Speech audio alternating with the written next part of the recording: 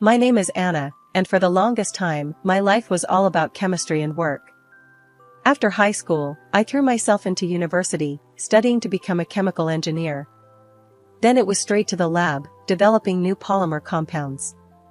My personal life? Didn't even make the to-do list. It was work, more work, and, well, you get it. Then, one unexpected night, everything shifted. I didn't even want to go to that party. It was one of those "you have to come, Anna" situations where my friend Jenna practically dragged me out the door. "It'll be fun," she said. I doubted that, but I went. At the party, Jenna was in her element, chatting up everyone.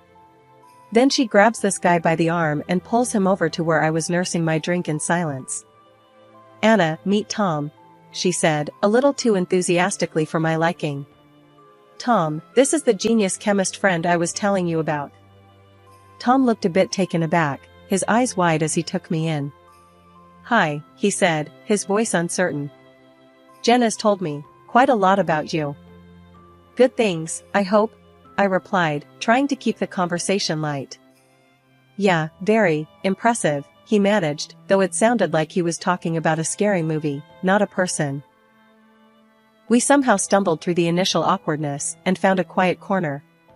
Turns out, Tom worked as a manager at a trading company and was a lot more down to earth than our rocky start suggested. He confessed later that night that he'd been intimidated at first, thinking I was too smart for someone like him.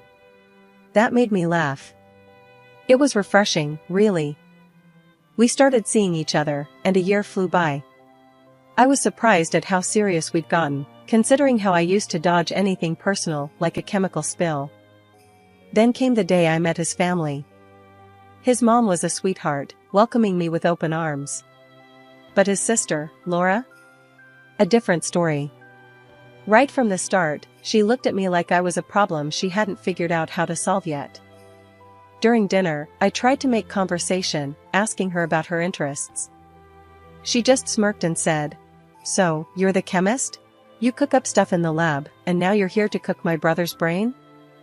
I was taken aback, but managed a weak smile. I prefer to think I enlighten minds rather than cook them. Ethan, trying to cut the tension, jumped in. "Laura's always been protective of me," he explained. "She's not easy to win over, but don't take it personally." As if on cue, Laura leaned over and whispered loudly enough for me to hear, "No one's good enough for my brother, remember that." Despite Laura's cold reception, Ethan and I got engaged and planned a modest wedding. On our wedding day, Laura's attitude was even more brazen. She rolled her eyes during our vows, snickered during the speeches, and complained loudly about the food and decorations. A couple of months had passed since Ethan and I said our vows. Just as we were settling into our new life, his mother, Mrs. Johnson, took a bad turn. Her illness baffled the doctors, no one could pinpoint what was wrong. She was confined to her bed, her body partially paralyzed, plagued by severe headaches and kidney pain. Ethan suggested that I move into their family home to help care for her, and given my fond relationship with his mother, I agreed without hesitation. From day one, the reality of our situation hit hard.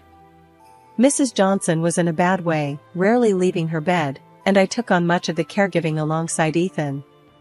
I bathed her, helped her change, and gently combed her hair, which, distressingly, came out in clumps more often than not. One evening, while Ethan was downstairs sorting through some bills, I broached a delicate subject with him in the kitchen. "Ethan, your mom's condition is worsening. Don't you think a nursing home with professional care might be better for her?"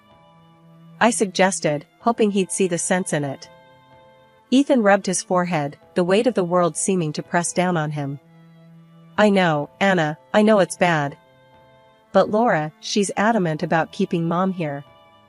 She says a nursing home would just make things worse." I sighed, my hands clenching in frustration. "But isn't it worse for her to suffer here without proper medical care?" Before Ethan could reply, Laura walked into the kitchen. Her presence was always like a storm brewing. "I heard that, Anna. You think you know better than us? My mother stays where she is," she snapped, her eyes flashing angrily. Realizing this wasn't a battle I could win today, I backed down. Okay, Laura. I didn't mean to upset you. I just hate seeing her like this. After Laura left, Ethan whispered a tired apology. I'm sorry. Laura's been through a lot. You know, with her husband passing and everything. She's not herself. Yeah, I get it, I replied, though I felt a bitter edge to my words. But it's not just about what she wants. It's about what's right for your mom. Ethan nodded, looking equally torn. I know. Let's just give it some more time. Maybe she'll come around. Time passed slowly after that conversation. Days turned into weeks. I spent hours by Mrs. Johnson's side, watching her struggle with every passing day. Her room became a world unto itself, filled with the sounds of her labored breathing and the soft hum of the medical equipment that seemed to multiply with each week. Laura's resistance, Ethan's indecision, and the daily sight of Mrs. Johnson's suffering weighed heavily on my heart. Moving in here, I had hoped to make things better, to be a part of the family in every way that counted. But as each day passed, I felt more like an outsider fighting an unwinnable battle, clinging to the hope that somehow, someway, I could make a difference in this house that had become my home. Living with Ethan's family was proving to be more of a challenge than I'd ever expected. My relationship with Laura was especially tense. She always found something to criticize about me, and it didn't help that Ethan rarely stood up for me in these conflicts. One afternoon, I was in the kitchen trying to prepare a meal that Mrs. Johnson could easily swallow. Ethan was at work, and I was alone, which was becoming more and more my preference, given Laura's frequent, harsh visits. As I was mashing potatoes, the back door slammed. I didn't need to turn around to know Laura had entered. Making a mess as usual, I see, Laura's voice cut through the quiet like a knife. I kept my focus on the task at hand, my grip tightening on the masher. I'm making dinner for your mom. She needs something easy to eat. Laura scoffed, leaning against the counter and watching me like a hawk. You think you're some kind of saint, don't you? Always hovering, always playing the devoted daughter-in-law. Makes me sick. I placed the bowl down with a little more force than necessary. I'm not trying to be a saint, Laura. I'm trying to help. Oh, cut the crap, Anna. We both know you're just waiting for her to kick the bucket. Playing the grieving widow ahead of time, are we? Laura snapped, her eyes gleaming with something spiteful. It was another regular Sunday dinner when the tension hit a new high. Laura had just breezed into the dining room, fashionably late as usual, wearing a bright red dress. As we sat down to eat, Laura started right in, like she was waiting just for that moment. Really, Anna, must you always work so late?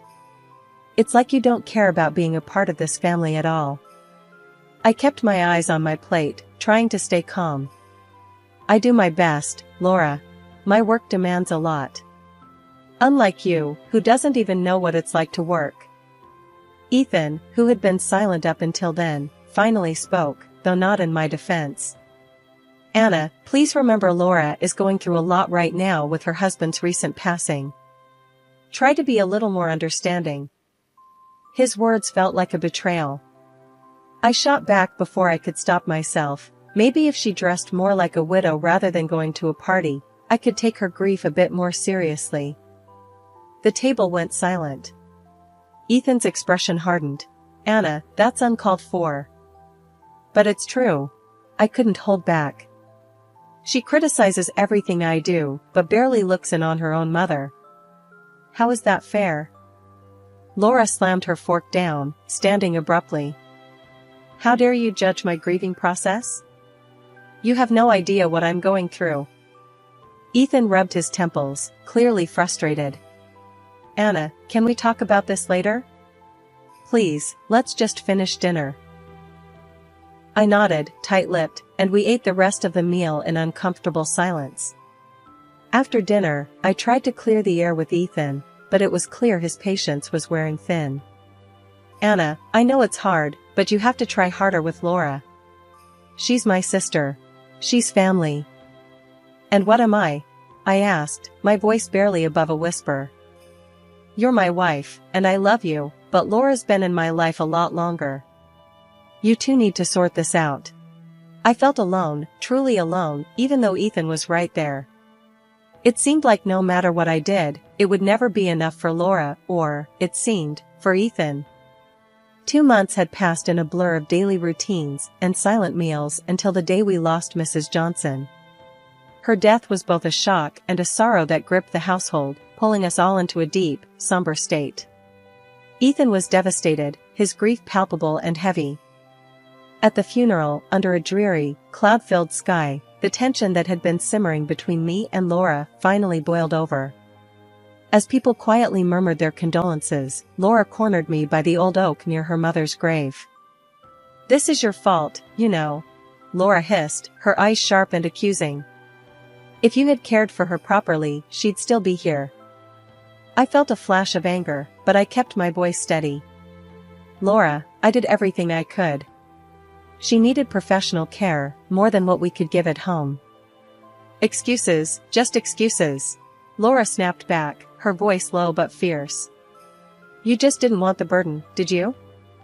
I tried to keep calm, but her words stung. "That's not true, and you know it. I cared for your mother every day." Laura scoffed, shaking her head before storming off. The days that followed were filled with quiet mourning. I tried to give Ethan the space to grieve, but the house felt colder, emptier. While tidying up Mrs. Johnson's room one afternoon, I stumbled upon some old medical documents tucked away in her desk. Curiosity got the better of me, and I began to read through them. According to the files, Mrs. Johnson had been in excellent health just a year ago, but her condition had deteriorated rapidly, leading to the failure of several organs all at once. Later that evening, I brought it up with Ethan. "It's odd, isn't it? Her health declined so suddenly. And it says here multiple organ failure was the cause." Ethan, still looking tired and worn from the days of grieving, nodded slowly. "Yeah, it's strange. The same thing happened to Laura's husband. He also had multiple organ failures." A chill ran down my spine as I remembered something from my chemistry classes. "Ethan, both your mom and Laura's husband had severe hair loss before they passed, right?" He looked up, puzzled by the direction of my question. "Yes, that's right. Why?" I hesitated, the implications swirling in my head. "It's just, severe hair loss can sometimes be a sign of thallium poisoning." "It's a stretch, but..." Ethan cut me off, his voice a mix of disbelief and irritation. "Let's not go down that road. It's been tough enough without adding wild theories into the mix." I nodded, agreeing outwardly, while inwardly I couldn't shake the uneasy feeling the coincidence gave me. But I knew better than to push it further. Ethan was already on edge, and my accusations, or even suspicions, could drive a wedge too deep to remove. It started like any other morning, except for the moment I ran my hands through my hair and felt a clump come away with my fingers. Staring at the strands in horror, my mind raced. I knew something was terribly wrong. Frantically, I headed to the lab at work, my heart pounding as I ran tests on myself, a procedure I was all too familiar with but never thought I'd use in such a personal emergency. The results were as chilling as my suspicions, traces of thallium in my bloodstream. Rushing home, I confronted Ethan, my voice trembling with fear and urgency. "Ethan, I found thallium in my blood. Someone is trying to poison me." Ethan stared at me, his expression morphing from confusion to disbelief. "You're being paranoid, Anna. You're seeing conspiracies where there aren't any." Before I could argue, Laura walked into the room, having overheard our conversation.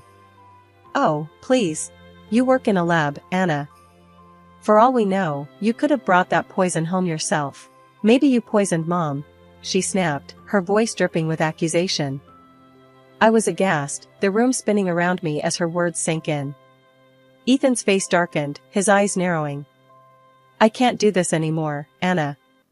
You're too dangerous to be around. I want a divorce." My world crumbled in an instant. Laura smirked triumphantly. "You heard him. Get out of our house." Numb and heartbroken, I packed my belongings, the weight of their betrayal crushing me. Sitting amidst the unpacked boxes, the truth slowly pieced itself together in my mind. It was Laura. She had poisoned her mother and tried to poison me. Determined to find proof, I hired a private detective and handed over all the evidence I had, including the medical reports and my blood test results. 2 weeks dragged by with agonizing slowness until the detective came back with shocking news. Laura had burned through the fortune she inherited from her late husband and was drowning in debt. It became clear her motives were as toxic as the poison she favored. "This isn't just about inheritance," I told the detective, my voice steady despite the turmoil inside. "She's eliminating anyone who stands in her way. She could be targeting Ethan next." Armed with this new information, I knew I had to act fast to prevent further harm. I called Ethan, my voice trembling but firm. "Ethan, I have proof about Laura. We need to meet. You have to see this." His response was cold, dismissive. "You're crazy, Anna. I can't believe I ever trusted you." And with that, he blocked my number, cutting off any chance of further communication. Standing there, phone in hand, I felt a mix of rage and resolve wash over me. Despite everything that had happened, I knew I needed to confront Ethan and reveal Laura's malicious plans. Reluctantly, he let me into the house. The coolness inside was a stark contrast to the sweltering heat outside. Ethan was quiet, his face drawn and tired. There was a glass of lemonade on the table, condensation beating on the outside. "It's hot out there," he said, nodding towards the glass. "Here, have some lemonade." Thirsty and distracted by the tension, I took a few sips. Almost immediately, my stomach churned painfully, a sharp stab that doubled me over.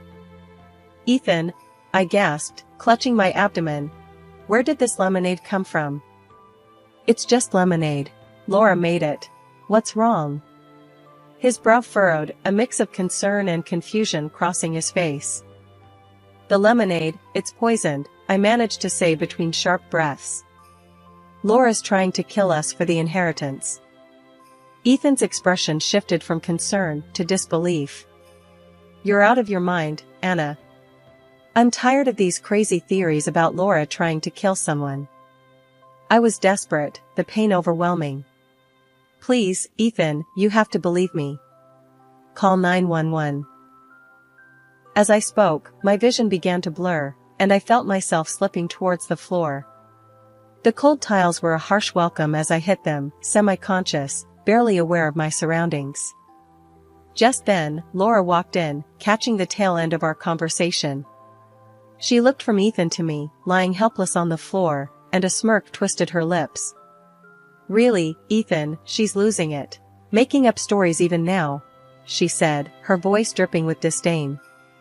Ethan, conflicted and overwhelmed, rushed to the kitchen to fetch a cold compress, leaving me at Laura's mercy. Kneeling beside me, Laura leaned in close, her voice a venomous whisper. "This is the end for you. In a few hours, the thallium will finish its work, and then Ethan's next. Once he's gone, everything will be mine." Her words were the last thing I heard before darkness enveloped me, pulling me into a deep, silent void. I awoke in the sterile brightness of a hospital room, the beeping of machines by my bedside punctuating the quiet. My mind felt foggy, memories of the last few days tangled like a ball of knotted yarn. The sharp pain in my stomach had subsided, replaced by a dull ache that seemed to echo deeper, reaching beyond the physical. The nurse, seeing me stir, came over with a reassuring smile. "You're in the hospital," she explained. "You've been out for days, but you're safe now." "Did anyone come with me? My husband, Ethan?" My voice was hoarse, the words scratching their way out. She checked her notes, her expression neutral. "No, you were brought in by an ambulance alone. But your husband did call 911, even though there was some resistance, apparently." A doctor came in next, flipping through my chart with clinical detachment. "You're lucky to be alive. We managed to remove the thallium from your system in time. A few more hours and—" He didn't finish his sentence, but he didn't need to. As the reality of the situation settled in, I felt a mixture of relief and an overwhelming sense of betrayal. I was saved, yes, but at what cost? Ethan's absence spoke volumes, and the hurt from it gnawed at me. Later, 2 police officers walked into the room. Their faces were stern, their notebooks ready. "We understand you took matters into your own hands when you suspected poisoning. That was risky. You should have come to us as soon as you suspected something." Shame washed over me. He was right. I had been so caught up in proving Laura's guilt, I hadn't considered the dangers of facing her alone. "I know," I admitted, my voice barely above a whisper. I needed proof. I thought I could handle it." The other officer softened slightly. "Well, your actions did lead to uncovering the truth. We've apprehended your sister-in-law. It turns out she did poison her husband and your mother-in-law with thallium. We exhumed their bodies and confirmed it. She's facing multiple charges now." Their words were a cold comfort. Justice might have been served, but the cost was etched deeply into my heart. The officers thanked me before leaving, their steps echoing down the hall long after they were out of sight. Recovery was slow, and with it came the realization that the next steps were mine alone to take. Ethan's absence had severed whatever ties remained, and as painful as it was clear that my path forward would not include him. The trial of my sister-in-law, Laura, dragged on for months. It was a grueling process, filled with legal complexities and emotional turmoil. Throughout it all, the courthouse was a cold place, echoing with the footsteps of those seeking justice and those dreading it. I hadn't seen Ethan since I left the hospital, not until the first day of the trial. He sat there, a stoic figure, clinging to a version of his sister that no longer existed in the eyes of the law. Despite the overwhelming evidence presented by the prosecution, Ethan refused to believe Laura's guilt. He whispered fiercely during recess, "You're wrong about her. The tests, the accusations, they're all mistakes. Laura's an angel, not a monster." I looked into his eyes, searching for the man I once loved, but found only a stranger. "How can you still say that after everything? Look at the evidence." He shook his head, dismissive and cold.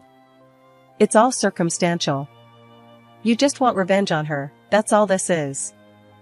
The trial continued, witnesses came and went, experts testified about the lethal levels of thallium found in the bodies, and slowly, the truth began to unfold before everyone in that courtroom. Laura sat there, mostly impassive, until the pressure of the undeniable evidence reached a breaking point. On the final day, when confronted with a particularly damning piece of evidence, Laura's composure cracked. With a cruel smile, she confessed, her voice chilling the room. "Yes, I did it. I poisoned them all, my husband, my mother, and I tried to kill Anna and Ethan too. All for the property, all for a life I deserved."